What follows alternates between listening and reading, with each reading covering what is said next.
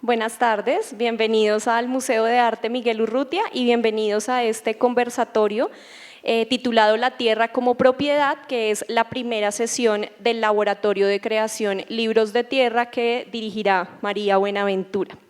El laboratorio plantea un proceso para personas interesadas en la tierra como medio de expresión plástica.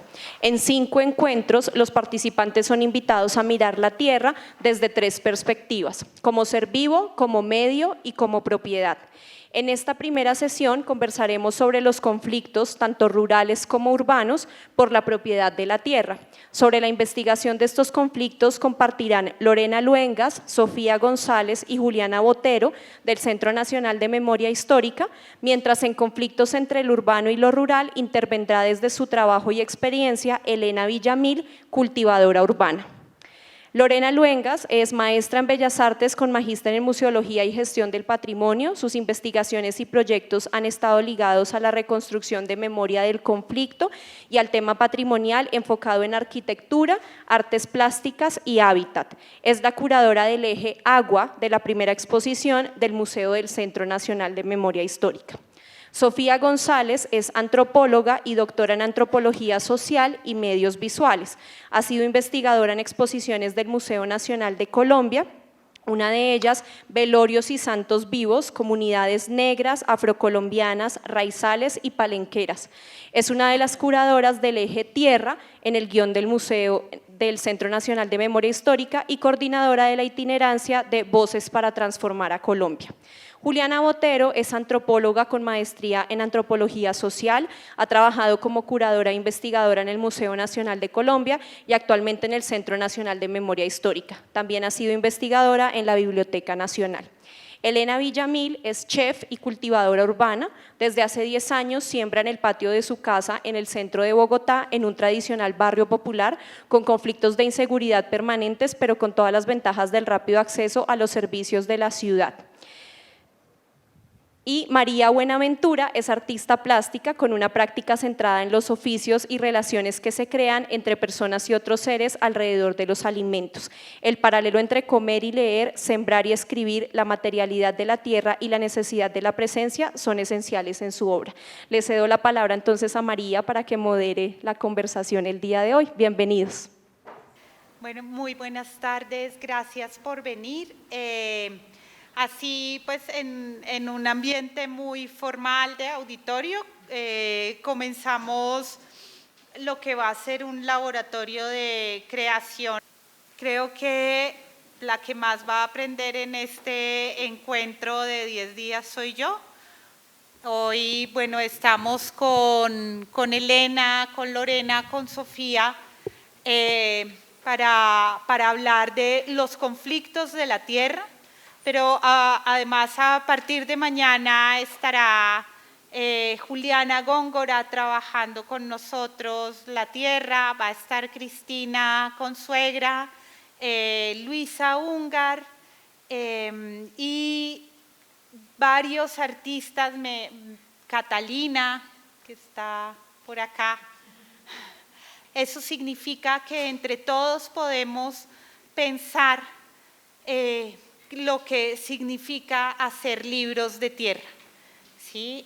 Yo el año pasado tuve la oportunidad de ir a una residencia en un ETCR, un espacio de transición de los excombatientes de las FARC, o también a veces se llaman combatientes sin armas de las FARC. Y en ese espacio empecé a crear la imagen de unos libros de tierra por una anécdota que vi en Noticias Caracol.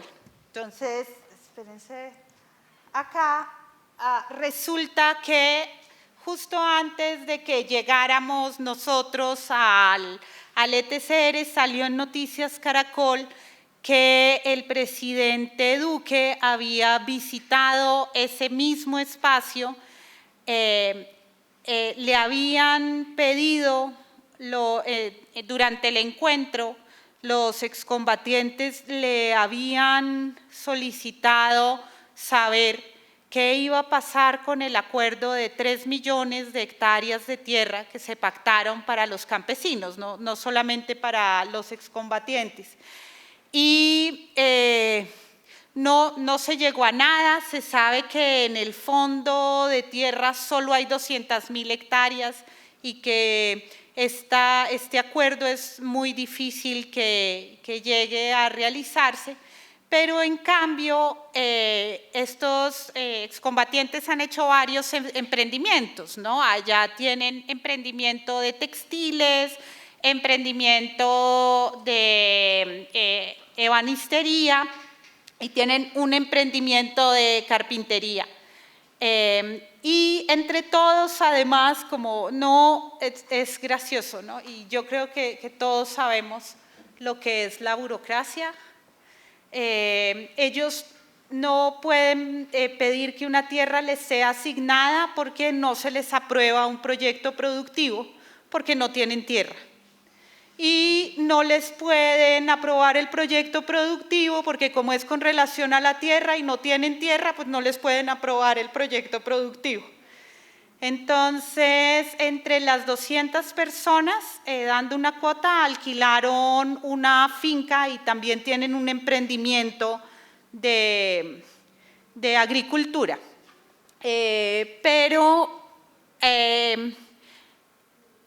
igual este arriendo que se hizo a 20 años tiene el problema de que ellos solo hasta agosto de este año recibirían los 700.000 pesos que cada guerrillero en transición tiene derecho. Entonces hay bastante incertidumbre y entre esa incertidumbre el canal Caracol saca una nota mostrando que el presidente le pide a un excomandante una bibliotequita para su oficina, pero que él la paga de su bolsillo para ayudar a los emprendimientos del ETCR.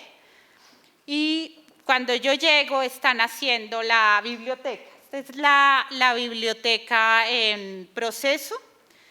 Y con ellos trasteamos la biblioteca enfrente de las huertas, no de las huertas, de los jardines. Ahí, después les muestro bien esto.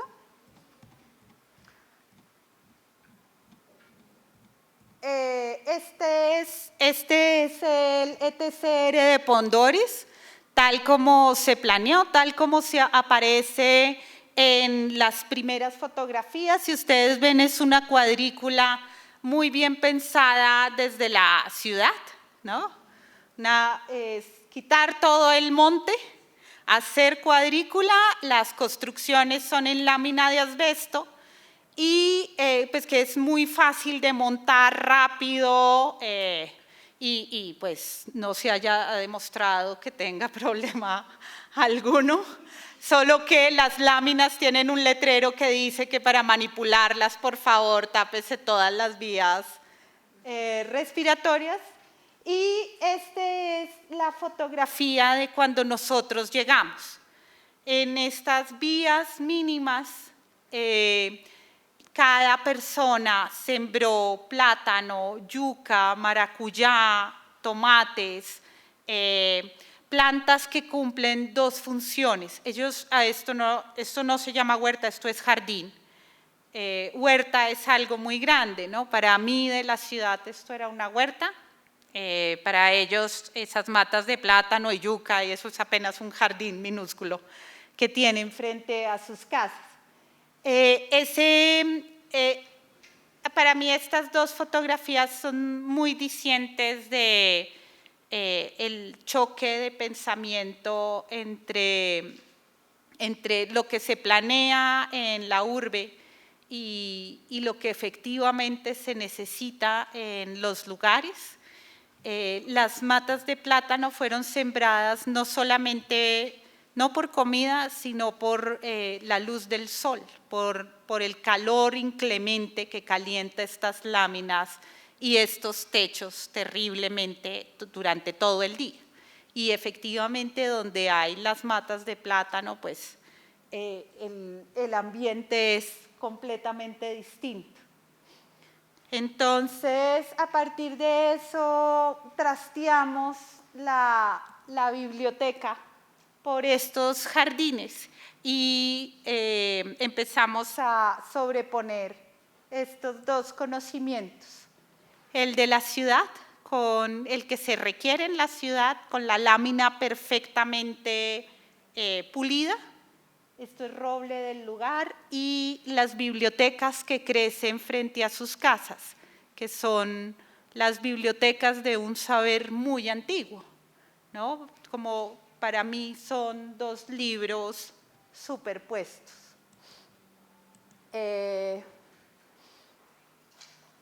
Y finalmente, bueno, ahí está la biblioteca con el mural de Cano, que representa a Cano y a otros comandantes en el fondo. Después de eso yo dije que quería poner unos libros de tierra en la biblioteca que iba a la presidencia. Finalmente la biblioteca está en la oficina de su propietario, quien la pagó de su bolsillo. Y entonces yo busqué lugar para los libros de tierra y recordé que cuando yo era pequeña había escuchado de las aulas guerrilleras y también en el ETCR conocimos una que ellos habían reconstruido. Entonces, con un excombatiente, Jaime Ceiba, construimos esta aula que tiene todas las medidas y todo lo que tenían las aulas móviles. Hay dos tipos de aula, una para campamentos estables, esta es para campamentos de una semana, que son aulas que se pueden trastear fácilmente, todo es fácilmente desbaratable, cargable, trasteable.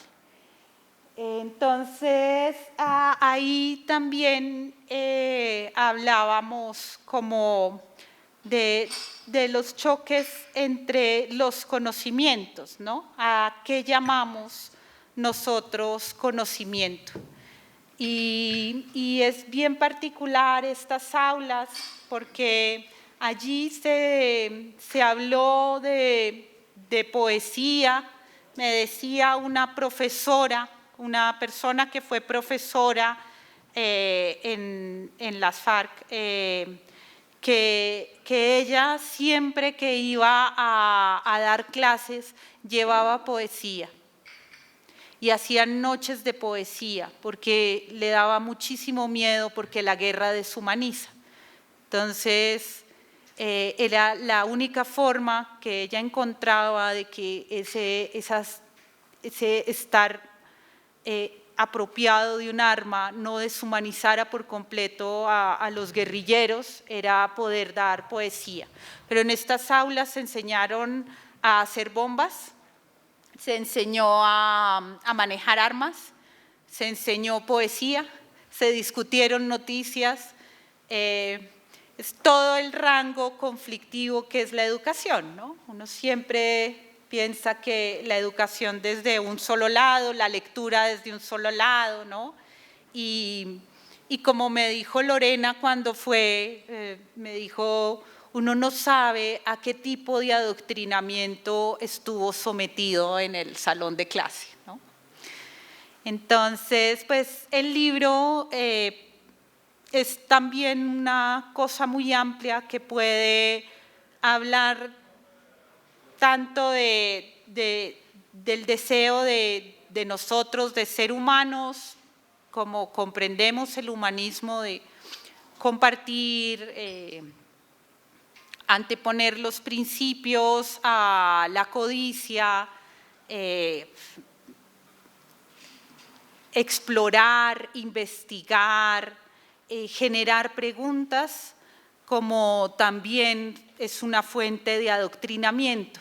Y yo creo que el libro es una fuente de adoctrinamiento muy fuerte en su forma, porque nos dice que el conocimiento está ahí y que el mundo no es el libro, ¿sí?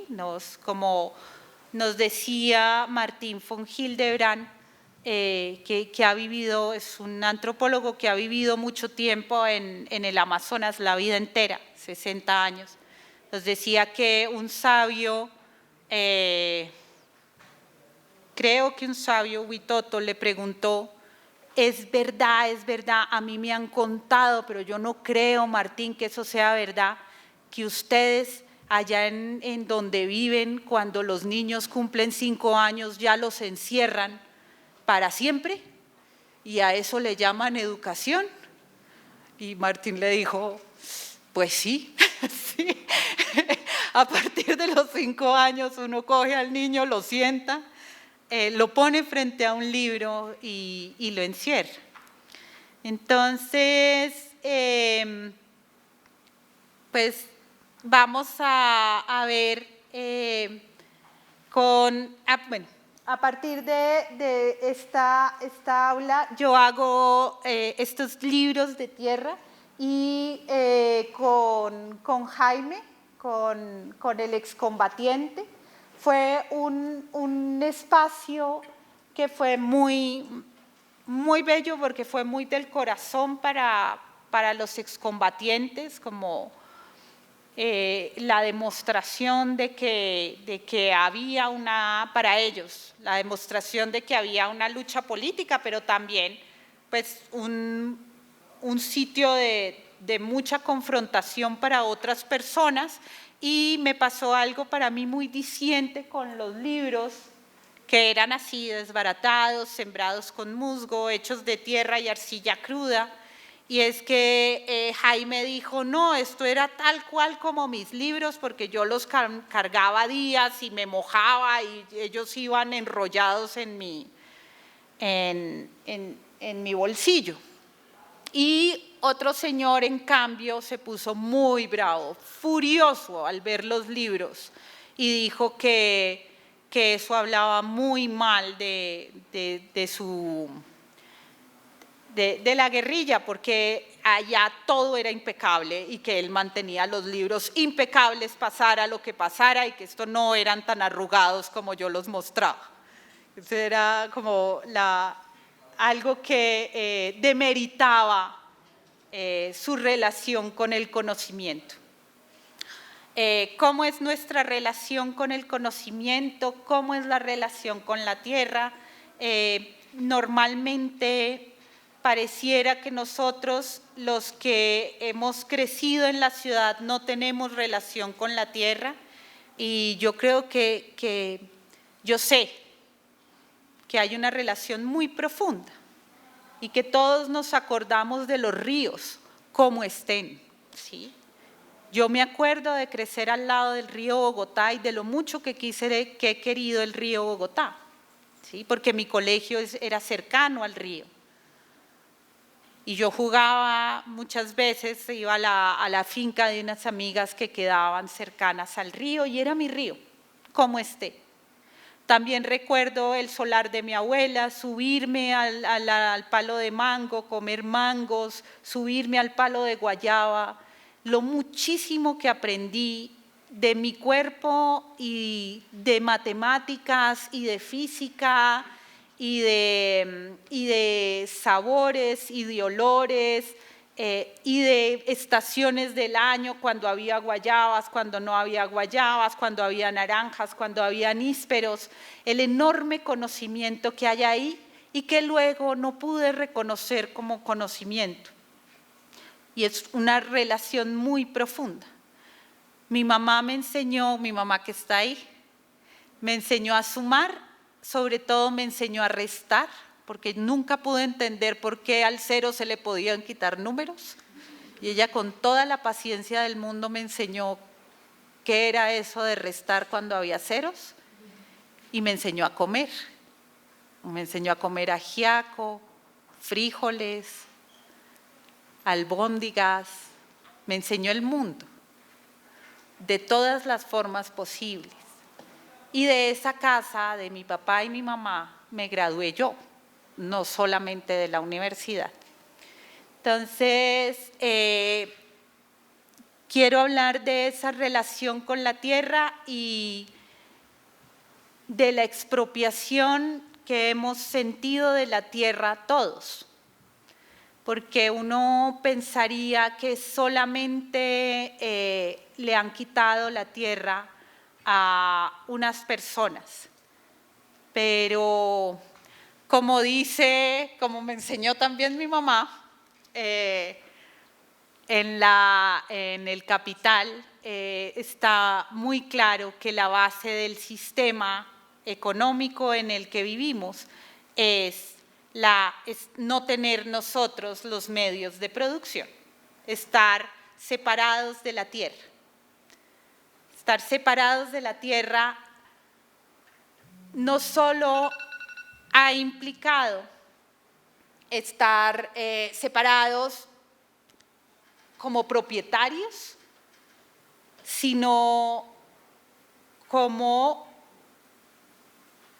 arraigo con relación a la tierra. Si nosotros somos urbanos, es porque hay una historia de expropiación detrás nuestra. Para algunas muy cercana, para otros no tanto. Pero yo quisiera que hoy, después vamos a hablar de otras formas de acercarse a la tierra, pero hoy como acercarse a esa expropiación y a la conciencia de que ser urbano parte de la expropiación primaria que necesita la acumulación del capital. ¿Lo aprendí bien, madre? Cuando termine esto me va a decir, no, así no es. Pero, ¿cómo se da esa expropiación? Que es la base del conflicto armado en Colombia y que está en la exposición de Tierra como Medio, de eso hablamos hoy. Y finalmente les propongo metafóricamente comernos la tierra cuando salgamos del auditorio. Esta es una receta de varias champiñones, shiitake, aceitunas negras, nueces, yuca brava, que sabe a tierra. Y pues por ahí comenzamos el laboratorio por saber que nos lo quitaron y nos lo vamos a comer. Y luego ya lo sacamos por las manos. No sé si sirva de algo, pero yo creo que sí, ¿cierto, Elena?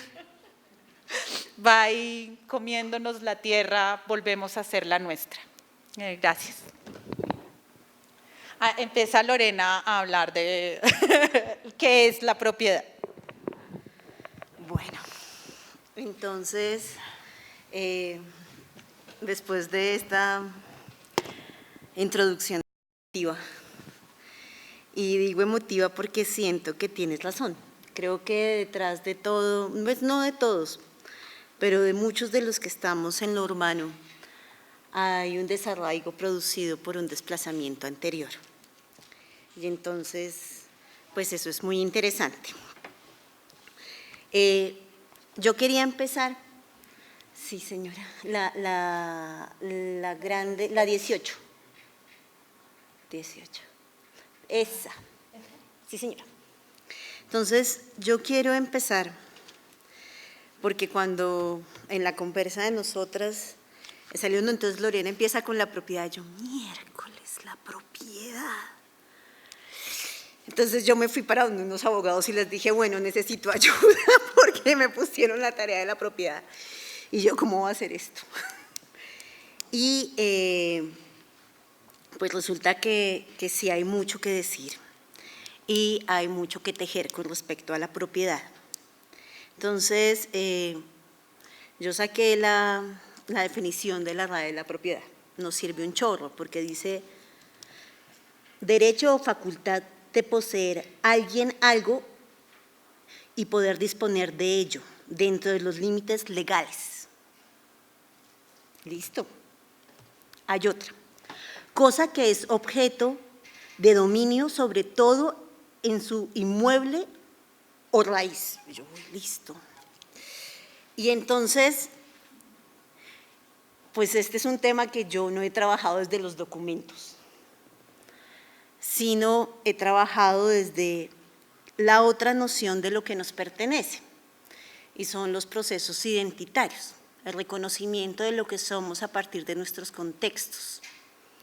Y entonces, y a partir de nombrarnos en los actos que nos fundamentan como cultura, entonces está cómo comemos, qué comemos, cuándo comemos, cómo nos gusta construir cosas, nombrarlas, usarlas.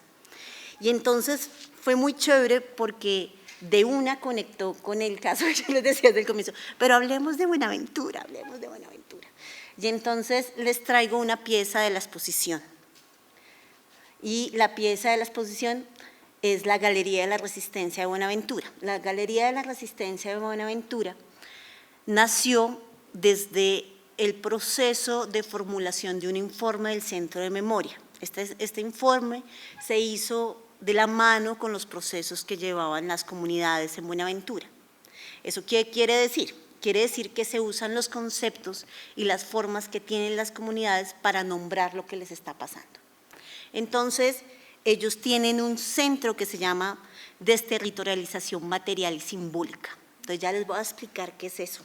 Es un concepto que acuñó el PCN hace muchos años, que es un movimiento de comunidades negras que ha trabajado por la tierra y por lograr los consejos comunitarios. Entonces, básicamente, ellos a través de esta galería denotan los problemas que dice el informe. Entonces, digamos que es una pedagogización del informe, digámoslo así. Entonces, tiene 4 etapas distintas. Yo hoy les voy a hablar solamente de unas etapas. Entonces, ellos dicen que este es un día completo en Buenaventura. Entonces, empieza por un amanecer con la Madre Tierra. Entonces, si ven, el primero de ese lado tiene unas cosas y termina con un anochecer en el puerto y en su noción de río y mar, porque este puerto está sumergido entre el mar y el río, o sea, no queda fuera, sino está en su lugar ahí y se mezclan. Es muy chévere. Entonces, básicamente es eso. Entonces, María, ¿puedes pasarme por favor la 11?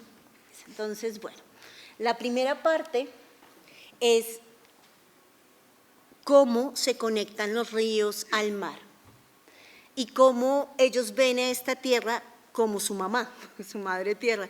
Cuando nosotros volvimos a hacer, porque esta es una réplica de la que ya habían hecho en Buenaventura, esta existe en Buenaventura en Fundascodes, una organización de allá, y nosotros, el artista no solamente pintó a una mujer alrededor de la madre tierra, sino pintó un hombre, otra mujer, y cuando estábamos socializándola, alguien me dice, no, es que es la madre tierra, no es el hombre tierra.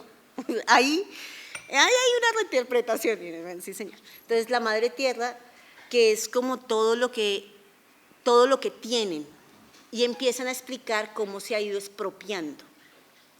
Entonces, yo me salto alguno de los pasos, el anterior a este es cómo los sacan del primer desarraigo, que es sacarlos de la zona rural y los hacinan a la zona urbana, o sea, los obligan a estar en la zona urbana de Buenaventura. La zona rural de Buenaventura es supremamente grande, llega a Cali por detrás, es gigantesca. Y entonces, a través de masacres, incursiones, van sacando a la gente de la parte rural, la hacinan en la parte urbana, y aquí formulan algo que se llama la desterritorialización material. Entonces, ¿qué es eso? Es todo eso que me pertenece, que soy yo, que me funda como persona, que me hace reconocerme. Todo eso que yo digo que soy, que me hace, me lo arrancan, me lo quitan. Entonces, por ejemplo, la noción del mar. Entonces hay otro proceso que se llama, es una obra de teatro, se llama Tocando la marea, y el nombre salió porque un día una señora dijo: si yo no siento la marea por la mañana, yo no estoy viva. Y entonces es importante para ella sentir la marea en un palafite de estos. Pero ¿qué pasa si ponen una casa de pique al lado de su casa? Y por la mañana, cuando ella se levanta, no solamente oye gritos de sus vecinos que están siendo debidamente descuartizados, perdón el tema, sino que además ve en el agua la mancha de sangre. Entonces esa marea, esa no es su marea. Y entonces el horror profundo produce en ellos lo dicen así, un desconocimiento de sus lugares, de sus prácticas. Por eso es tan importante poner una casa de pique en la mitad de un barrio de estos. ¿Por qué la casa de pique no estaba en otro lugar? No estaba dentro de los barrios, en el Lleras, otros sitios donde todo es cerrado, no se escucha, no se ve, porque ahí no producía el terror y el fraccionamiento social que se necesitaba era ahí. Entonces, como es esa práctica, hay otras prácticas muy exacerbadas. Entonces, si ven, es chiquito, no es tan grande, pero se ven como pedacitos de esas prácticas del horror exacerbado en lo urbano. Y ven a este lado. ¿Más grande? Sí, puedes ampliarla un poquito. Entonces es la persecución, la tortura, la muerte selectiva. Y si ven, hay unos cuadritos naranjas, y estos cuadritos naranjas tienen un número que son los números de muerte. Estos son masacres ocurridas en el territorio, nombra 26 masacres solamente. Hay muchas más, pero ellos nombran 26 masacres, ¿sí? Yo sé que pero pues bueno, esto viene así. Entonces tiene el número de personas, no todos, porque no en todos se tiene el número exacto, el actor cuando se tiene y la fecha de donde se hizo. Porque son formas de hacer que eso no nos pertenezca. El PCN tiene en eso una denuncia muy fuerte, y es que la violencia sexual, ellos dicen que sobre todo en comunidades negras, se practica contra niñas entre 12 y 16 años, porque es en el momento en que están definiendo si se van a casar, si quieren tener a alguien, si van a hacer algo. Y entonces ellos dicen que una violación sexual muy bien hecha a esa edad, lo que garantiza es que haya y esto va a sonar súper raro, porque en todos lados siempre dicen cosas muy duras frente a esto, va a terminar acabando toda una raza. Entonces ellos dicen, este es un proceso sistemático que se hace contra nuestras niñas, y ellas ya no van a querer tener esposos, ellas ya no van a querer tener hijos, ellos ya no quieren pertenecer a este lugar, porque ligan lo que son con lo que les pasó. Así lo que son, no sea lo que les pasó. Y entonces, esto va a otro punto. ¿Puedes ponerla más chiquita? Y podrías pasar a la otra, porfa, a la 12. Entonces ahí te cierras así. Pero entonces ahí viene lo otro, porque uno dice, y esto es el horror. Pero entonces, he aquí lo interesante de estos procesos, y es que la gente, las organizaciones sociales que se han constituido a partir de su victimización, generalmente no se reconocen a partir de lo que les pasó, sino de lo que sí son. Entonces, este último fragmento de la galería es un proceso comunitario que se llama el Consejo Comunitario de Yurumangui. Este proceso, igual que muchos otros procesos, lo que pasa es que este es un poquito más chiquito, entonces uno puede hablar de él mucho más sencillo. Es un proceso no solamente de apropiación de su propio territorio y reconocimiento y lucha porque otras prácticas sobre la tierra no logren insertarse, sino que también, además, se apropian de su río y formulan a partir de esto un mundo de cosas maravillosas. Entonces les voy a contar dos cosas de este Consejo Comunitario. La primera es, ellos logran desactivar un título minero que ya tenía licencia y ellos logran también erradicar los cultivos de coca para narcotráfico. Lo hacen manualmente y entonces dentro del consejo se reúnen, primero formular el consejo, que les dieran el título al consejo fue muy complicado porque estaban mediando los intereses del título minero, que era de otra persona que tenía la propiedad, pero nunca había estado en el territorio, una familia caleña, que en su momento vendió, según la teoría que estaba ahí, al título minero, a la empresa minera, el pedazo de tierra, pero todo esto, o sea, en esta sentencia, porque realmente para poder hacer el consejo comunitario, esta tierra fue expropiada. Entonces, usted no puede vender lo que no le pertenece. Entonces, este es un proceso muy interesante porque nos permite reconocer que cómo nos han desarraigado, cómo nos han quitado esa noción de lo que nos pertenece de una manera cultural, social, nos lo han quitado, pero la gente se nombra a sí misma desde otro lugar que les permite reapropiarse y reconocerse de una manera distinta. Esto para decir un poco que aunque el conflicto nos ha dañado, nos ha permitido constituirnos y reconocernos de otra manera. Esto es importante, yo en esto soy muy reiterativa, pero es que si no quedamos paralizados, el horror solo nos daña.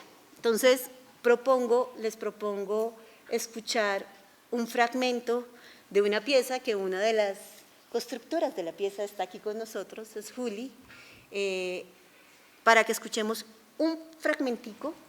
Bueno, esta pieza es una pieza que habla del desarrollo del puerto en Buenaventura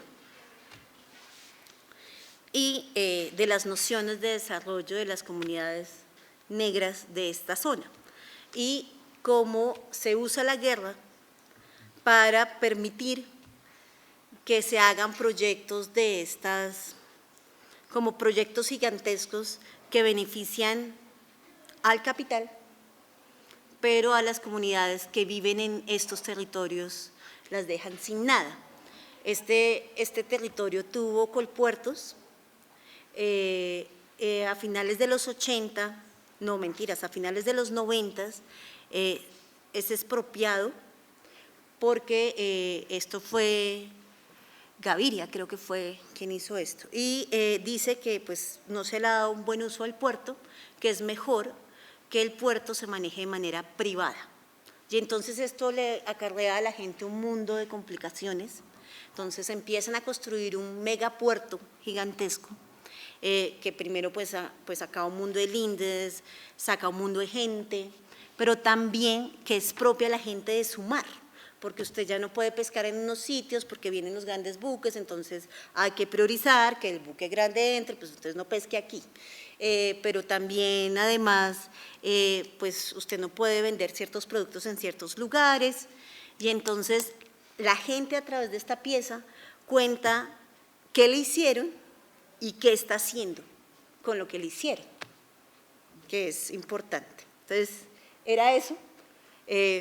Entonces los invito a que vean la muestra en alguna de nuestras itinerancias y puedan escuchar la pieza.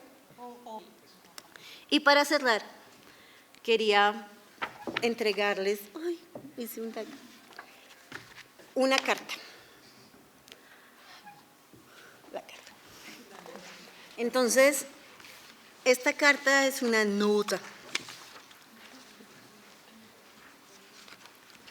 Tengo que confesar que la entendí realmente cuando hablé con los abogados. Antes no había entendido por qué era tan importante esta carta, aunque quiera mucho a don Hernando, no había entendido la importancia de la carta. Tengo que confesar. Bueno, entonces, básicamente, aquí hay dos cosas. Esta carta la escribe Hernando Benítez, un campesino,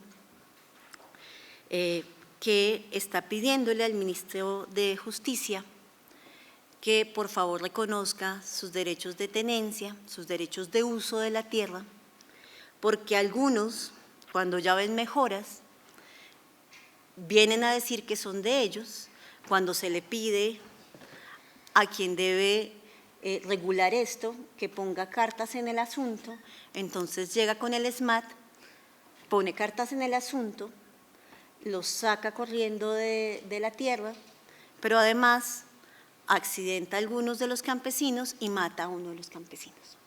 Entonces le dice, pues ya que como esto se salió de despapalle, por favor, haga algo con esto. Esta carta nunca tuvo respuesta, eso es importante decirlo, pero sí tiene tres cosas muy interesantes detrás.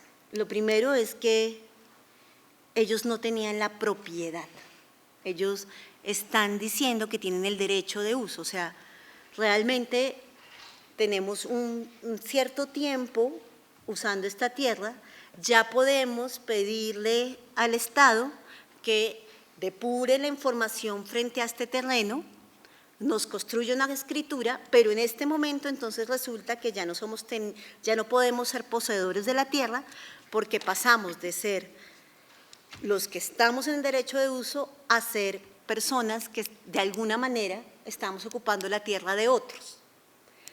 Hay que tener en cuenta también que este espacio son lugares cenagosos, que los lugares del agua son, por definición, lugares que le pertenecen al Estado colombiano. Es decir, la tierra donde está el agua no puede ser titulada.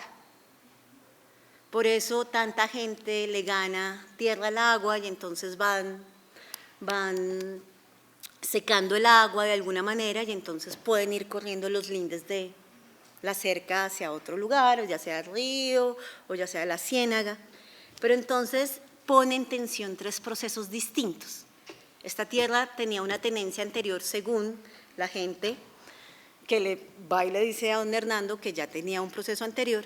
Don Hernando dice, pero yo llevo aquí 20 años, nosotros somos una asociación, llevamos aquí 20 años y cuando ya la tierra está perfecta, cuando ya se puede cultivar, entonces usted viene a decirme que ya no me pertenece, pero oh, sorpresa, esta tierra es del Estado. Para sorpresa de todos, a él nunca le responden, él sigue reclamando la tierra y efectivamente la tierra es adjudicada a los señores que la reclaman al comienzo.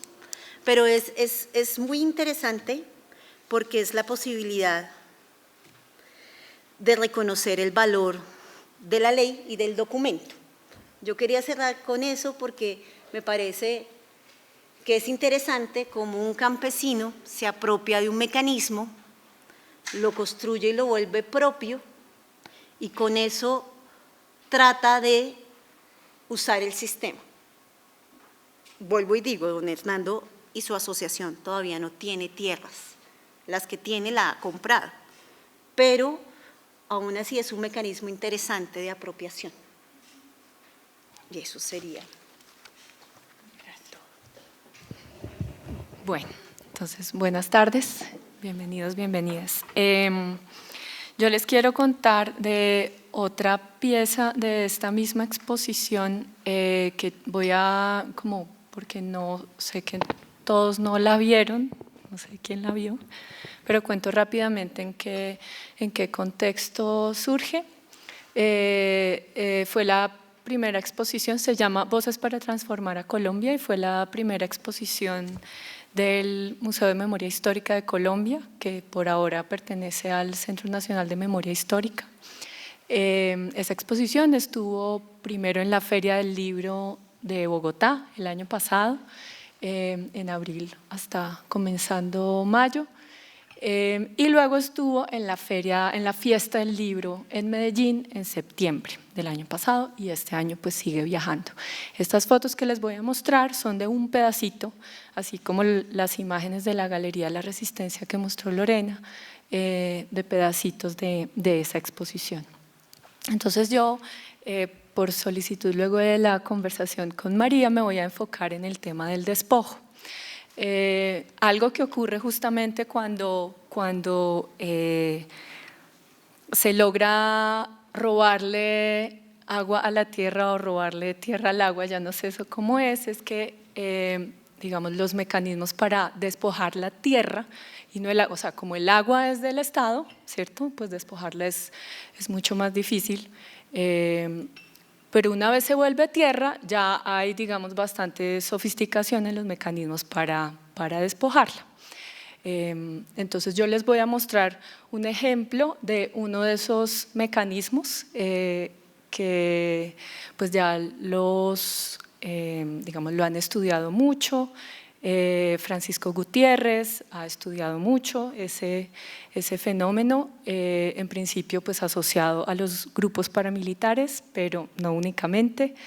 Y entonces nosotros en la exposición, en el eje tierra, teníamos este caso dedicado a dos comunidades campesinas del departamento de Magdalena, que son La Pola y La Palizúa.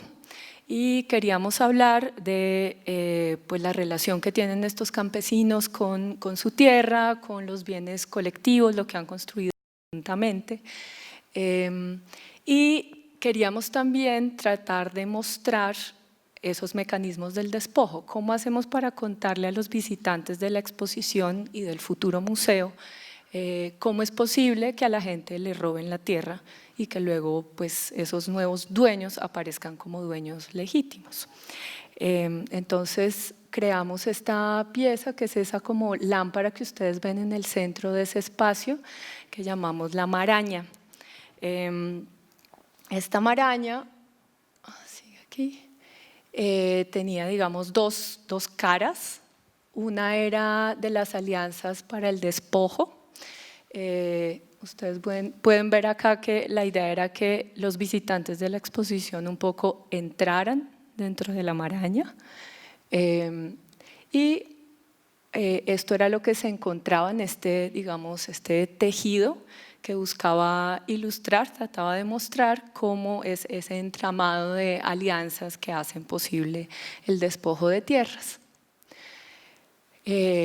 Y entonces nosotros tratamos de mostrar cómo los grupos paramilitares y sus cómplices, élites locales, parapolíticos y también funcionarios del Estado, digamos, entre todos hicieron posible que este fenómeno del despojo ocurriera.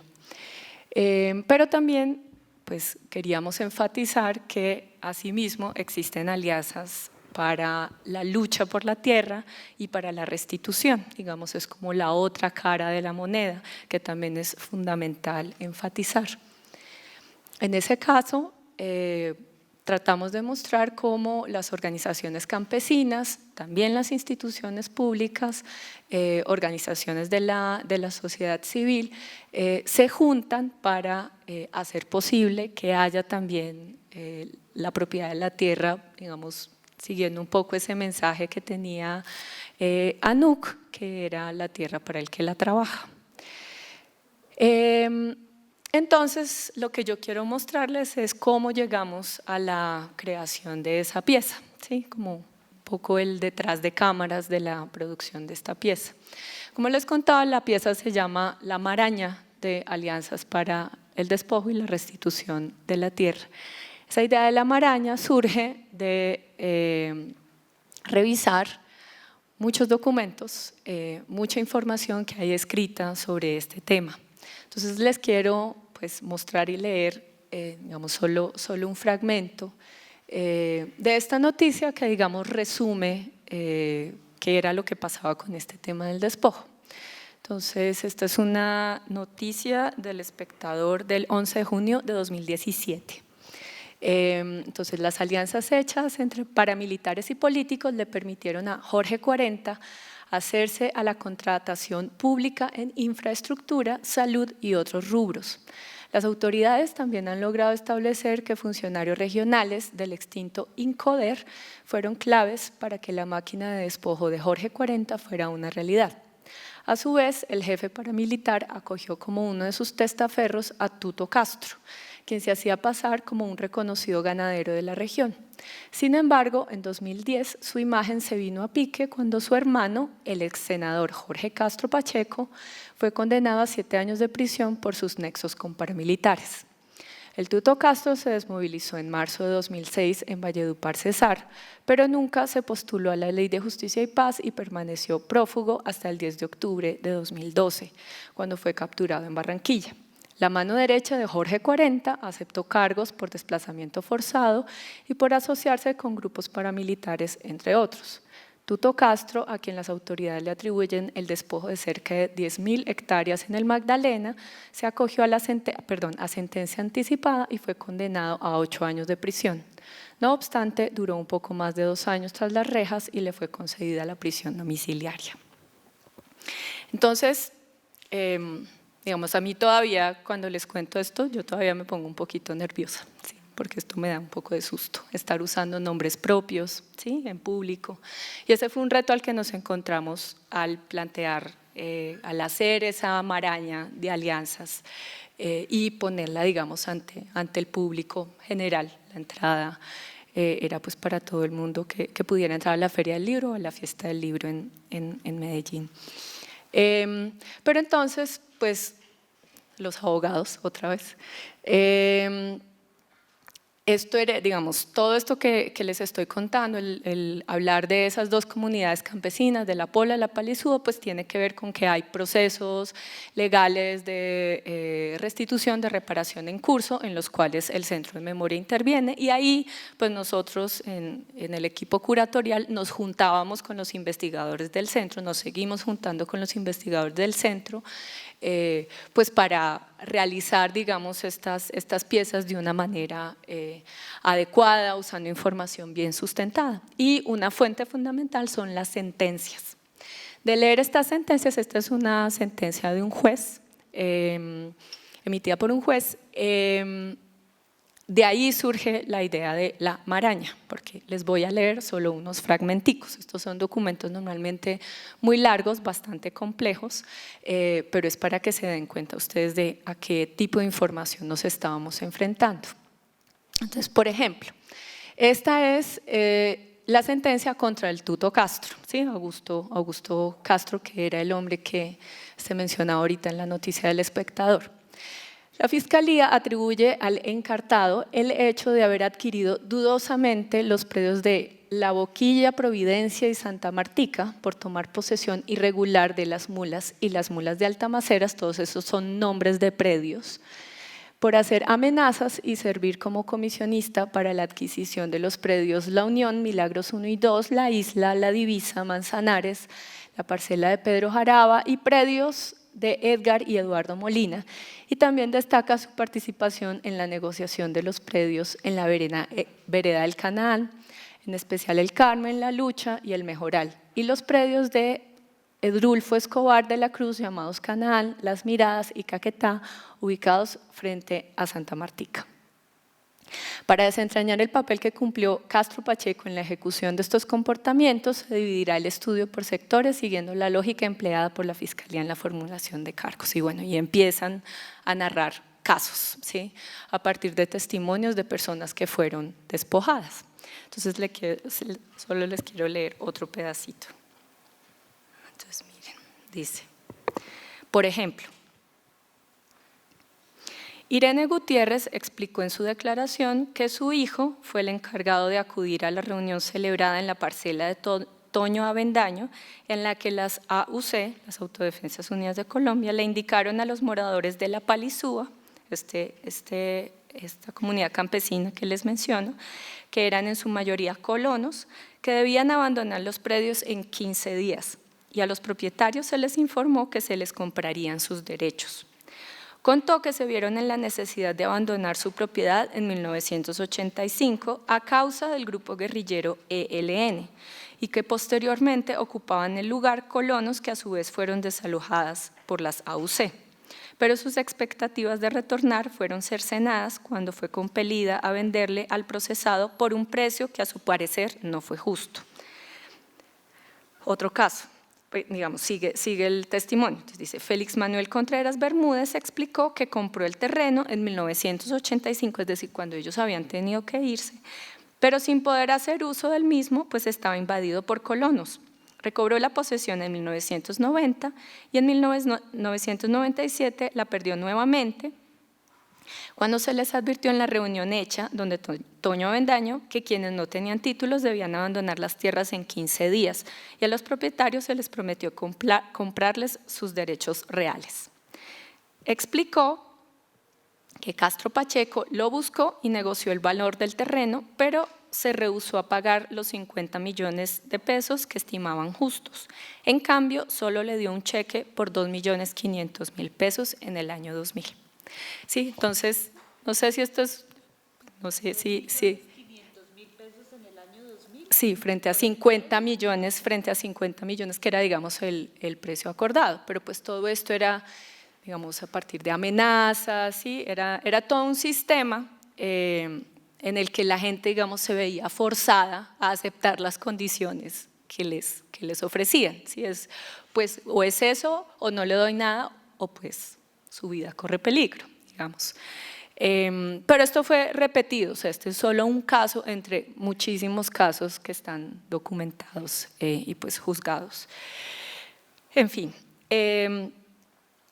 lo mismo, digamos, hay otro, entonces, aquí hay un ejemplo de el proceso, el rol que cumple este personaje que llaman el Tuto Castro, pero como les contaba en la noticia del Espectador que les mostré hace un rato, el Tuto Castro tiene un hermano que es Jorge Jesús Castro, fue congresista de la República, digamos reconocido, juzgado por ser parapolítico, y solo les voy a leer un pedacito de otra sentencia, ¿sí? Aquí este rol de estos documentos pues es clave porque entonces nosotros tenemos un respaldo legal que nos protege de que alguien, por ejemplo, llegue a decir, usted nos está acusando, incluso nos pueden demandar. Entonces dice, está probado por encima de cualquier discusión que para la gesta electoral de 2002 a 2006, Diep Nicolás Maluf Cuse, Jorge Jesús Castro Pacheco y José Gamarra Sierra, entre otros muchos líderes políticos de la región del centro del departamento de Magdalena, hicieron y suscribieron un pacto que llamaron Convenio Político para el Debate Electoral del día 10 de marzo de 2002, en la elección de Cámara de Representantes y Senado de la República, el cual indudablemente tuvo contenido político porque se convino con formar una lista de aspirantes al Senado de la República en cuyo primer renglón se ubicó el nombre de Diep Maluf Cuse y en el segundo el de Jorge Jesús Castro Pacheco. Ese pacto, que en su texto original fue aceptado por quienes lo suscribieron, entre ellos estos tres personajes que ya mencioné, incluyó diversos compromisos en torno al propósito electoral, como por ejemplo participación en la inversión social, participación burocrática, financiación de la campaña electoral, respaldo presidencial, respaldo y apoyo logístico a los alcaldes, presencia durante el debate proselitista, responsabilidad con las cámaras, reposición de votos e inclusive alternancia de la curul. Ahí se consignó que la participación del segundo renglón del doctor Jorge Castro en el Senado de la República, en la medida en que salga elegido el doctor Diep Maluf, no podrá en ningún modo ser inferior a un año. Entonces, digamos, este es otro ejemplo del tipo de alianzas que tuvieron lugar y que juntaban a las élites políticas de esta región del país. Esto pasó también en otras zonas, que entonces servían, digamos, como un blindaje desde el ámbito burocrático, administrativo de las instituciones públicas para permitir, por ejemplo, que se llegara a una notaría o a la oficina de registros públicos y se pudiera falsificar una escritura, ¿sí? Si no hubiera habido la participación de estos actores civiles, pues no sería posible, digamos, ese proceso de legalización del despojo, que es lo que ha caracterizado a ese robo de tierras, pues que es como uno efectivamente lo puede llamar en el país. Entonces, con todo esto, este documento es un ejemplo, este par de documentos de los muchos que revisamos con un par de pasantes, y de ahí entonces salió esta cosa que es una tabla de Excel, que es muy aburrido, pero esto fue clave, porque aquí entonces lo que nosotros hicimos fue tratar, digamos, de mostrar personajes que íbamos encontrando, sí. Inicialmente, aquí dice funcionario INCORA, inicialmente había unos nombres propios, pero lo que pasa es que hay unos documentos que son públicos, como por ejemplo las sentencias que les acabo de mostrar, pero hay otros que no son públicos, como por ejemplo hay un documento que existe que son resoluciones de inclusión de casos de restitución de tierras. Esos documentos no son públicos. Nosotros tuvimos acceso pues porque somos parte del centro, ¿sí? O porque estábamos trabajando con alguna organización de abogados que nos permitían ver esos documentos. Pero ya en el momento, como les digo, de pensar en mostrar esto ante el público, pues dijimos, ok, ¿qué es lo importante aquí? Lo importante no es el nombre propio, ¿sí? Claro, esa persona debería ser juzgada, debería, digamos, ¿cómo se dice? Tener una, es que no me gusta la palabra castigo, pero como que tiene una responsabilidad por lo que se hizo y, ¿perdón? Sí, exacto, pero no nos interesa tanto ese nombre propio como que la gente entienda el mecanismo, ¿sí? ¿Cuáles son los mecanismos del despojo? Entonces optamos por nombrar crear estas categorías, así como funcionario del INCORA, funcionario de la Fiscalía, en fin. Y ya cuando teníamos algunos nombres propios, como Tuto Castro, ¿sí? O como Jorge de Jesús Castro, que hay una sentencia, pues ahí sí lo pusimos, pero era excepcional. Y entonces mostrábamos qué tipo de alianzas, digamos estas X que ustedes ven acá, van mostrando qué tipo de alianzas existen entre ese funcionario del INCORA, ¿sí? Con, es que ahí no se alcanza a ver bien, ¿estos qué son? No me acuerdo, aquí no se alcanza a ver bien. Funcionarios públicos, ya se ve, entonces creamos unas categorías, paramilitares y sus cómplices, élites locales, ¿estos qué son? Funcionarios públicos, y yo lo hice y ya no me acuerdo, bueno, pero ahorita les digo qué es. Íbamos estableciendo, digamos, cuáles eran las relaciones. Luego esto lo convertimos, bueno, y como les digo, también estaba esto para el despojo, pero también hicimos algo similar para la lucha por la tierra. ¿Firmantes del Pacto de Ralito? También, porque digamos todos, sí, porque pues vimos los listados que eso también es público, pues eso lo han puesto mucho en periódicos y eso, entonces aparecen, por ejemplo, que entre los firmantes del Pacto de Ralito hay funcionarios públicos, hay miembros de las élites locales y hay paramilitares y sus cómplices, ¿sí? Entonces yo aquí aquí definimos entonces quiénes eran los actores, cuáles eran las categorías que los agrupaban y con qué actores se vinculaban, ¿sí? Y de aquí salió entonces este dibujito, ¿sí? Que es, digamos, sí, ya en limpio, digamos como ese intento de agrupar y categorizar los tipos de alianzas que se requieren para que el despojo ocurra, pero también el tipo de alianzas que se requieren para que la restitución y la lucha por la tierra ocurran, ¿sí? Entonces aquí, desde luego, muy importantes, entonces aquí sí se pueden ver, ¿cuál era el que me faltaba? Para políticos, ya, ese era el que me faltaba. Perdón.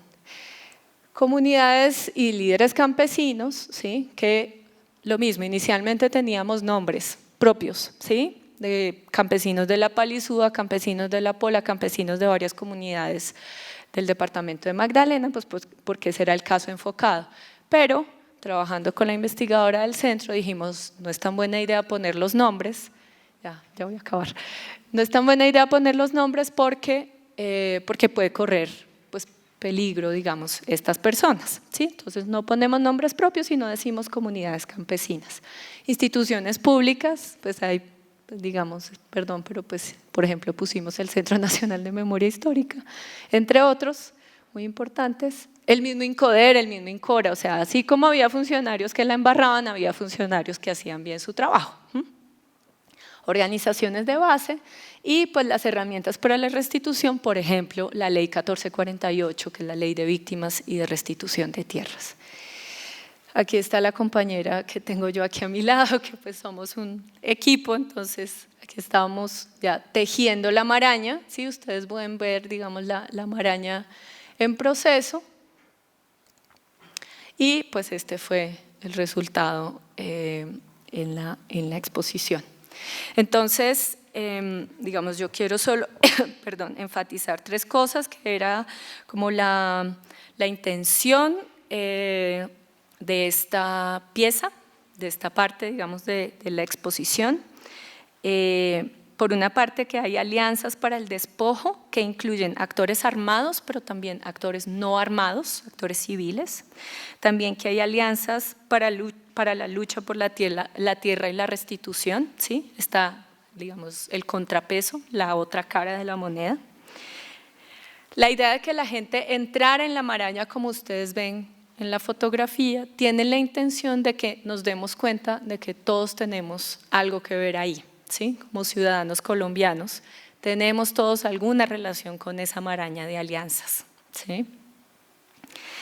Y por último, como sé que hay algunos de los artistas que van a trabajar en el laboratorio con María, pues nosotras, Juli y yo, somos las curadoras del eje tierra por ahora, en este momento, todavía somos.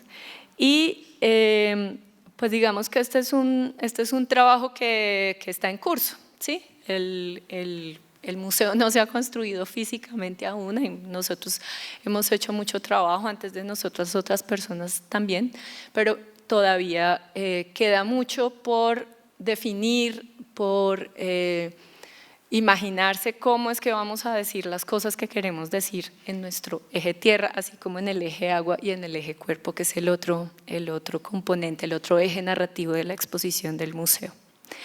Entonces, yo quiero dejar esta como reflexión o estas ideas al público.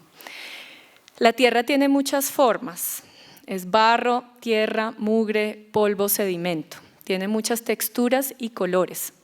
Muchos mapas están hechos para representar la tierra definiendo límites, pero la tierra es más bien cruce, lugar de encuentro entre lo rural y lo urbano, la tierra y el agua, la ciudad y el campo, la raíz y el tronco, la hoja y la rama, lo propio y lo ajeno, lo mío y lo nuestro, la tierra y el cielo, lo vivo y lo muerto.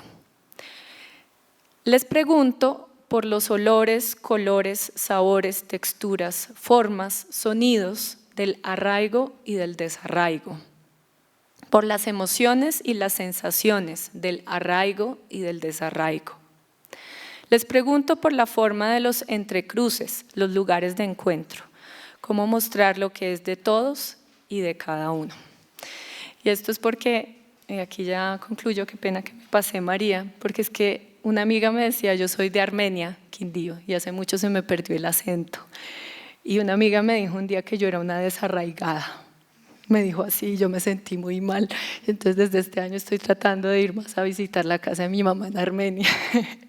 Pero es muy fuerte la sensación que tuve ese día que esa amiga me dijo, pues con mucha, pues tiene la confianza para hacerlo, que me llamó de esa manera, quedé muy tocada aquí adentro.